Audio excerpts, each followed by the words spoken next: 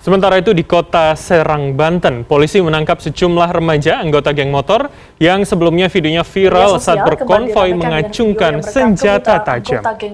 Yuk mengenai pertengkaran antara seorang guru dan seorang siswi di kawasan Jatinegara, Jakarta, Jakarta Timur,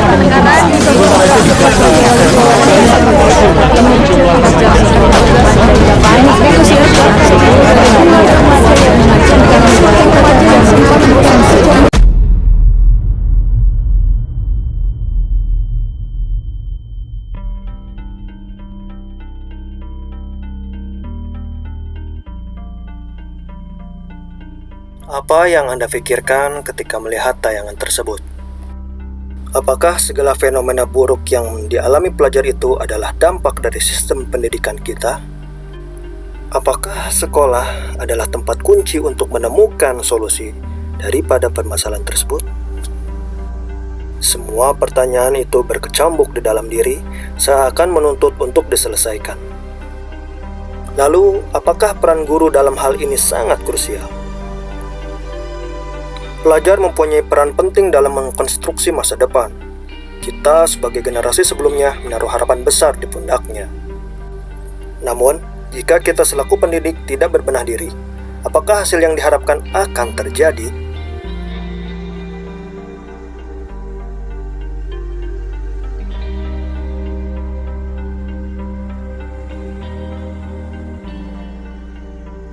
Para pakar pendidikan di Indonesia sebenarnya sudah cukup kenyang dengan teori-teori pendidikan. Teori-teori yang ditelatar belakang oleh berbagai macam aliran seperti empirisme, nativisme, dan konvergensi telah melahirkan suatu pemahaman bahwa pembentukan dan perkembangan manusia dalam menerima informasi dan pendidikan ditentukan oleh faktor lingkungan dan sesuatu yang bersifat kodratik. Hanya saja masalahnya ada pada persoalan implementasi. Bagaimana usaha kita dalam mengaplikasikannya? Masalah di Indonesia sebenarnya banyak yang bisa diselesaikan jika pendidikan kita menjunjung tinggi sisi humanis para peserta didik. Salah satu contoh dari pendidikan yang pada realitasnya kurang menerapkan dasar-dasar perkembangan anak bisa kita lihat pada pendidikan usia dini dan dasar. Kita tahu di buku panduan untuk kehamilan yang diterbitkan oleh Kementerian Kesehatan, di sana tercantum bahwa dalam psikologi perkembangan anak adalah sangat wajar jika pada usia 6-7 tahun, mereka hanya bisa belajar menghitung dari 1 sampai 10. Namun, hari ini kita mendapati ketimpangan yang nyata atas nama pendidikan. Di usia 6-7 tahun, mereka dipaksa untuk bisa belajar membaca dan pelajaran lainnya yang disyaratkan untuk bisa memasuki jenjang SD tertentu, yang notabene adalah sekolah favorit. Anak yang seharusnya mendapatkan pembinaan untuk meluaskan jiwanya, yang terjadi malah penjejalan dalam materi sehingga di jenjang pendidikan selanjutnya membuat anak semakin tidak tertarik dengan ilmu pengetahuan. Para ahli mengatakan pada dasarnya semua anak senang belajar. Kalau anak tidak senang belajar, siapa yang salah? Lingkungan yang salah. Bisa lingkungan keluarga, lingkungan sekolah, lingkungan masyarakat, dan sebagainya. Ditambah lagi dalam perkembangan zaman ini, pada saat mereka memasuki jenjang SMP dan SMA, kemudian kita bertanya kepada mereka, pelajaran apakah yang mereka sukai? Lantas mereka menjawab, pelajaran anu guruna kerapat. apakah ada hubungan kausalitas yang nyata dari kasus itu? Kalau udah masuk SMP itu kan namanya itu udah fase remaja awal ya. Remaja awal yang udah lepas dari katakanlah hal-hal yang sifatnya struktur waktu SD. Jadi di SMP ini mereka ibaratnya sudah mulai punya pola pikir yang divergen istilahnya. Pikiran divergen tuh yang sudah mulai melebar. Jadi nggak konvergen lagi yang cuman ikut sesuai dengan pakem, tapi udah ada perkembangan nih pola pikir anak-anak yang remaja awal itu. Selain itu, ada bentuk trauma lain yang terjadi di lingkungan perkembangan anak kita. Sedari kecil, lingkungan dan pendidikan kita kurang mengakomodir kebutuhan anak untuk berkembang. Ketika anak bertanya dianggap bodoh dan kemudian ketika anak mendebat orang tua dianggap tidak sopan, maka secara tidak sadar kita sudah mengkerdilkan daya kritis anak sehingga hasrat percaya diri yang semestinya dikembangkan dalam golden age-nya itu sudah terkubur sedari dini.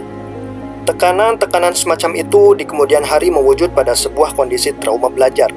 Kondisi ini diperparah dengan terus terakumulasinya tekanan-tekanan seperti itu. Sehingga dalam benaknya, si anak akan menunjukkan sisi lain dari dirinya. Ibarat menemukan oase di padang gurun. Anak akan merasa media itu berguna sekali untuk mengakomodasi kebutuhan hasratnya yang tertimbun lama. Maka, tak heran jika kita mendapati putra-putri kita mengeluarkan kata-kata bernada sarkasme di media sosialnya.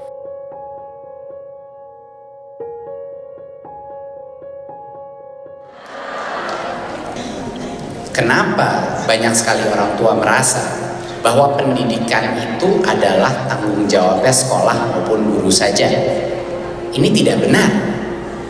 Orang tua adalah guru pertama.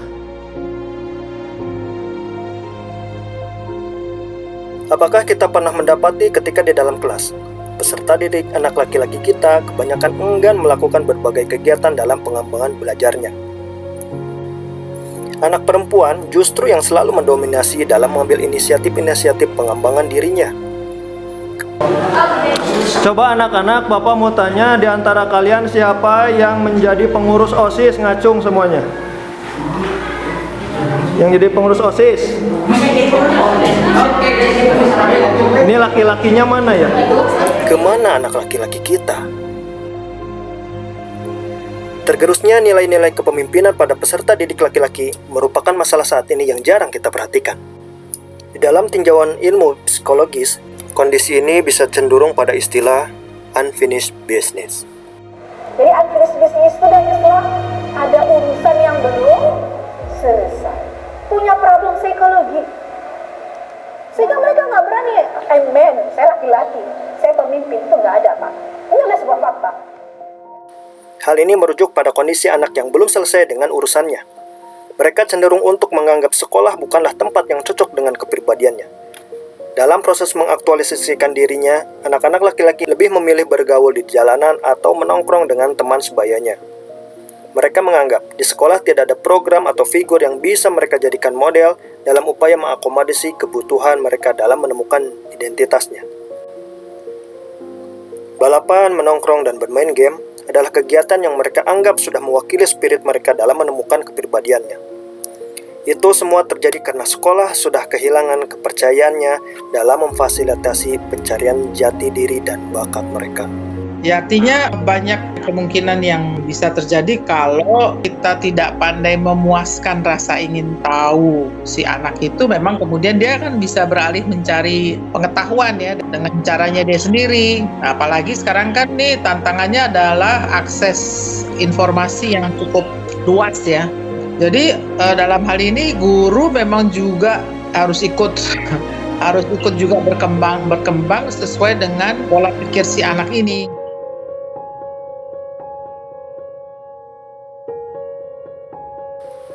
Di zaman hiperrealitas ini, anak akan diterpa berbagai macam informasi yang berseliweran secara masif. Banyak informasi yang mereka terima bukanlah sesuatu yang mereka butuhkan.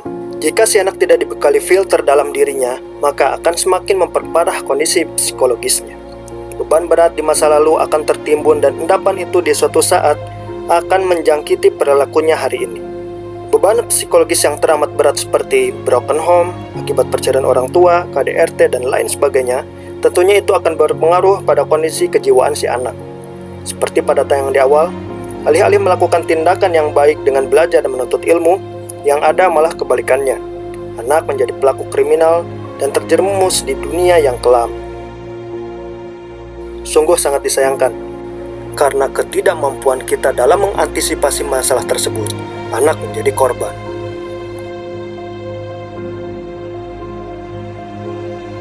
Data ini adalah kondisi real yang terjadi di lapangan. Bagaimana anak usia remaja harus berhadapan dengan hukum, menempatkan anak menjadi pelaku, bukan korban. Kekerasan fisik menempati urutan tertinggi. Salah satu faktanya, sering kita mendapati video viral tentang aksi perkelahian remaja yang terjadi di berbagai daerah di Indonesia. Sementara itu disusul dengan perilaku kekerasan seksual. Tidak aneh jika di zaman ini kekerasan seksual angkanya semakin tinggi, mengingat teknologi telah mempermudah para pelajar mengakses tayangan berbau pornografi yang mengakibatkan timbulnya hasrat seksual yang berlebih. Kecelakaan lalu lintas juga menunjukkan angka yang signifikan karena tren balap liar sudah marak terjadi. Pencurian yang dilakukan oleh remaja angkanya juga cukup memprihatinkan. Kekerasan psikis juga perlu mendapat perhatian khusus, di mana kasus bullying dan persekusi kerap terjadi di lingkungan pendidikan. Kepemilikan senjata tajam juga mendapati angka yang besar menurut kasusnya. Anak yang terlibat dalam geng motor, selain menggunakan senjata tajam untuk aksi kriminalitas, mereka juga jadikan senjata tajam ini sebagai identitas kelompoknya. Kasus sodomi walaupun secara statistik menempati urutan 4 terbawah, namun jika melihat kasusnya, angka itu cukup memprihatinkan. Ini membuktikan bahwa tayangan-tayangan pornografi dan kondisi lingkungan serta pendampingan keluarga sangat berpengaruh terhadap kasus ini. Selain itu, aborsi, pembunuhan, dan penculikan yang angkanya memiliki urutan terendah, namun cukup menunjukkan kemirisan karena kasus itu adalah tindak kasus yang terhitung berat dan tidak semestinya dilakukan oleh pelajar. Data kasus anak berhadapan dengan hukum ini harusnya menjadi bahan refleksi bersama bagi kita selaku insan pendidikan. Kita sebagai pengelola pendidikan bertanggung jawab terhadap anak-anak yang berada di sekolah, itu baik dia kejadian yang pada saat di dalam sekolah ataupun di luar sekolah. Kasus hukum yang menjerat anak ini tidak hanya ditimbulkan dari pengaruh lingkungan saja, melainkan juga kurangnya wawasan yang diperoleh dari bangku sekolahnya. Namun, terlepas dari hal itu, sekolah masih menjadi tumpuan dan ekspektasi besar masyarakat umum terhadap nasib bangsa di masa depan. Sehingga cita-cita bersama untuk mewujudkan keadilan sosial bagi seluruh rakyat Indonesia bisa terwujud dan dirasakan bersama. Pendidikan itu adalah proses mengintegrasikan nilai-nilai baik terhadap jiwa anak dan mengintegrasikan individu anak dengan dunia nilai-nilai. Jika kita sudah memahami dan menyepakati konsep ini, artinya pendidikan tidak hanya dipusatkan pada pengasahan sisi kognitif anak saja, melainkan juga harus berorientasi pada pembentukan karakter baik. Alhasil, menjadi PR besar bagi kita untuk menyelenggarakan pendidikan yang komprehensif, meliputi semua aspek dalam kehidupan manusia. Namun, lagi-lagi kita harus bertemu dengan anomali yang kontradiktif. Ketika pendidikan itu di kemudian hari mewujud menjadi sebuah bencana sosial. Bencana sosial ini terjadi karena pendidikan diterjemahkan menjadi hidup sukses. Sayangnya, makna sukses ini sering dikerdilkan. Sukses ini sering diterjemahkan pada materi, sehingga hidup sukses adalah hidup yang penuh materi. Mengutip suatu jurnal penelitian tentang pengalaman pengasuhan seorang koruptor kelas kakap yang diwawancarai secara kualitatif. Secara umum, ia mengatakan bahwa sejak usia dini, yang ditanamkan orang tua pada dirinya adalah kata-kata, semua orang ingin sukses, dan semua orang ingin tahu apa rahasia untuk menjadi sukses. Sukses di sini lagi-lagi identik dengan materi. Jadi orang hebat, jadi orang berpangkat, jadi orang kaya, dan lain sebagainya. Dari sejumlah data hasil survei oleh para psikolog ini, tidak ada satu orang pun orang tua yang mengatakan, kan gue udah pesan sama lo pada supaya hidup jujur, supaya hidup kita nggak hancur. Dan sayangnya di bangku sekolah hari ini, nilai kejujuran itu belum bisa diakomodasi dengan cukup baik. Ketika kita melihat kegiatan evaluasi belajar melalui penilaian tengah dan akhir semester, anak kerap melakukan tindak mencontek untuk menyelamatkan nilainya. Hal ini tidak dimaksudkan bahwa mendapatkan nilai tinggi bukan menjadi sesuatu yang penting. Tapi sayangnya nilai kejujuran selalu menjadi urutan kesekian dibanding dengan prestis mendapatkan nilai tinggi berbentuk simbol angka dalam rapor. Contoh lain misalnya ketika anak menjawab suatu pertanyaan dalam ulangan PPKN. Di sana tertera suatu pertanyaan, membuang sampah itu harus pada? Dengan nalar logis mereka, semua pasti akan menjawab tempatnya. Tapi hal itu bertolak belakang dengan kesehariannya, yang membuang sampah sembarangan. Dari hal itu sudah menunjukkan bahwa kurang terbangunnya korelasi antara nilai kognitif dan nilai afektif dalam pendidikan di sekolah.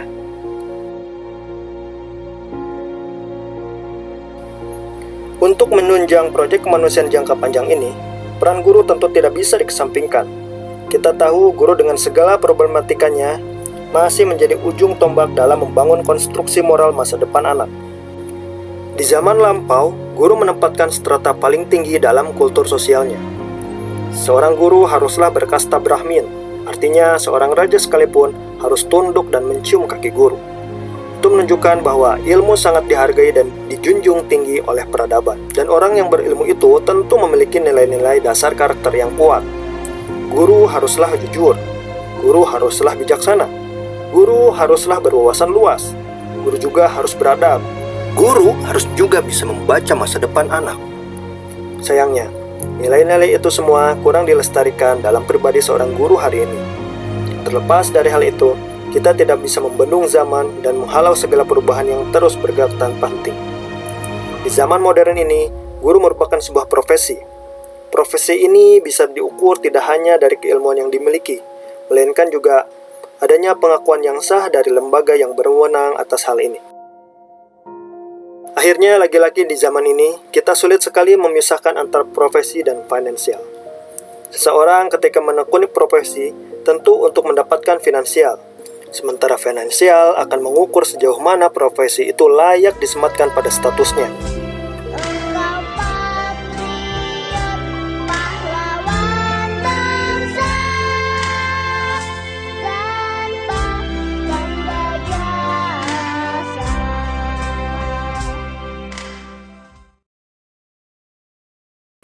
Setidaknya ada beberapa hal yang membuat program pendidikan karakter ini kurang berjalan dengan maksimal jika kaitannya dengan guru sebagai garda terdepan yang mengawal jalannya proyek masa depan ini.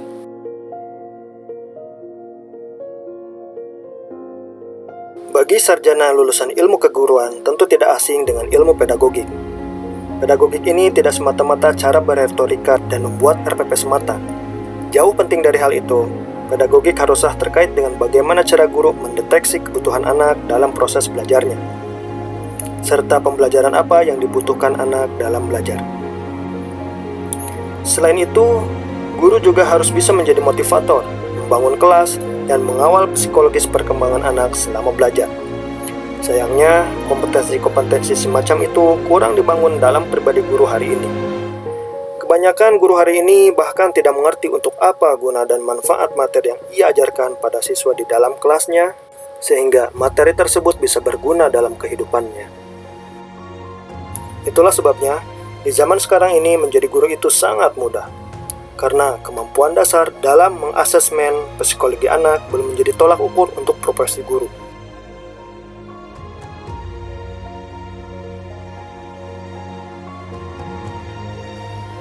Beban administrasi yang harus dipikul oleh guru itu sangat banyak. Silabus, RPP, protap, promes, dan administrasi lainnya harus dibuat setiap tahunnya. Sehingga terciptalah buku 1 dan buku 2 yang tersimpan rapi di atas meja sang guru. Masalah intinya bukan di situ. Tapi, apakah administrasi mengajar yang dibuat berjilid-jilid itu, yang menghabiskan kertas berim-rim banyaknya itu, yang menguras banyak energi dan memecah konsentrasi itu, masih relevan dengan kebutuhan proses mengajar guru? Apakah itu menyentuh esensi dalam proses pembelajaran anak? Jika peran guru sebagai pendidik harus beralih menjadi seorang administrator dan melakukan effort besar dalam menjalaninya, lantas bagaimana nasib anak di kelas? Karakter apa yang akan dibangun dengan membiarkan anak di dalam kelas tanpa dibimbing oleh sang guru?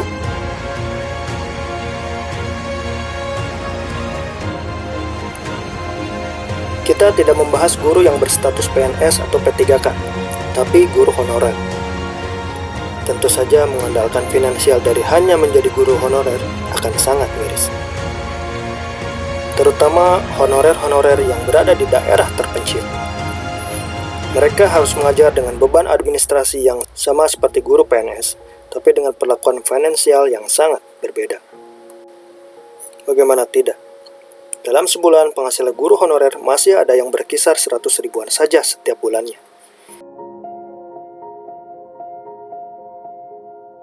Jika kita perhatikan lebih detail lagi, ada kausalitas yang nyata terhadap masalah ini dan sulit dipisahkan satu dengan yang lainnya, di mana penghargaan guru honorer yang rendah itu secara kondisi akan balik lagi pada poin pertama. Mereka dibayar murah karena kompetensi guru honor kebanyakan kurang memenuhi standar.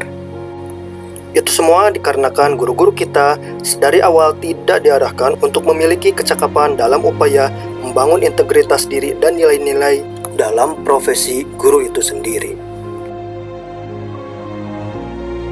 Indonesia dengan populasi manusia sebesar 267 juta jiwa. Kurang dari 3 juta populasi guru di seluruh Indonesia harus bisa mengakomodir kebutuhan belajar siswa sebanyak 45.357.157 jiwa, di mana hampir 70% pelajar itu berada di daerah luar Pulau Jawa yang terisolir, yang tersebar dari Sabang hingga Merauke. Masalah yang menyempurnakan kasus ini adalah kebanyakan guru hanya tersentralisasi di Pulau Jawa, sementara Pulau Kalimantan, Sulawesi, Papua, dan sebagian kecil Pulau Sumatera, serta pulau-pulau kecil di sekitarnya kurang mendapatkan pasokan guru. Tentu, ini menjadi PR besar pemerintah dalam menjalankan misi membangun karakter siswa di daerah pinggiran di Indonesia.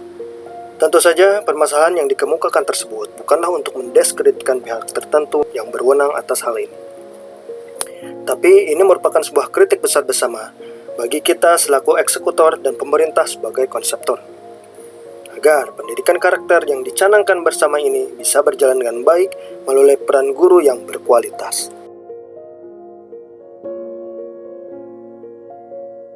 Dari dinamika dan problematika yang telah dipaparkan secara panjang tersebut, tentunya perlu adanya solusi yang bisa diupayakan secara terstruktur dan tersistematis. Ibarat menghirup udara segar di tengah kepulan asap, pemerintah berupaya mengembangkan SDM unggul secara holistik dan tidak berfokus kepada kemampuan kognitif saja. Melalui Permendikbud nomor 22 tahun 2020 tentang rencana dan strategi Kementerian Pendidikan dan Kebudayaan tahun 2020-2024 melalui profil pelajar Pancasila.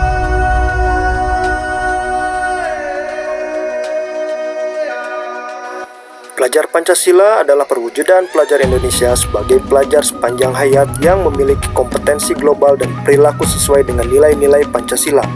Dengan 6 ciri utama.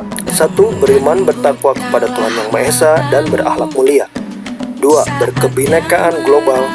3. Bergotong royong. 4. Kreatif. 5. Bernalar kritis. Dan 6 adalah mandiri.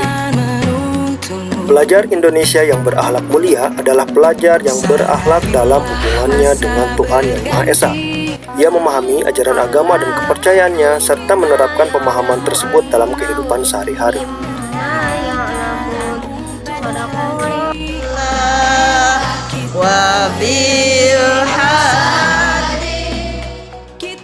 Pelajar Indonesia mempertahankan budaya luhur, lokalitas dan identitasnya, dan tetap berpikiran terbuka dalam berinteraksi dengan budaya lain, sehingga menumbuhkan rasa saling menghargai dan kemungkinan terbentuknya budaya baru yang positif dan tidak bertentangan dengan budaya luhur bangsa.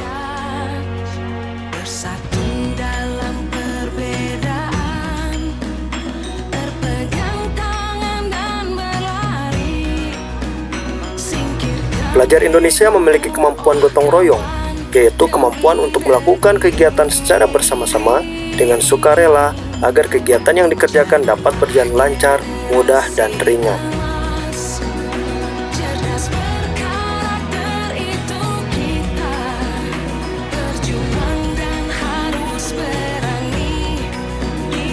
Pelajar Indonesia merupakan pelajar mandiri, yaitu pelajar yang bertanggung jawab atas proses dan hasil belajarnya. Untuk masa depan yang lebih baik dan produktif, khususnya di masa bonus demografi ini. Pelajar yang bernalar kritis mampu secara objektif memproses informasi baik kualitatif maupun kuantitatif.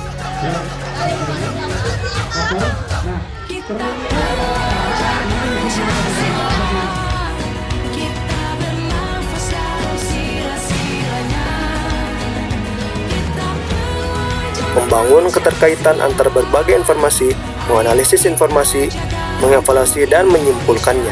Pelajar yang kreatif mampu memodifikasi dan menghasilkan sesuatu yang orisinal, bermakna, bermanfaat, dan berdampak. Ini dari buku Sabang.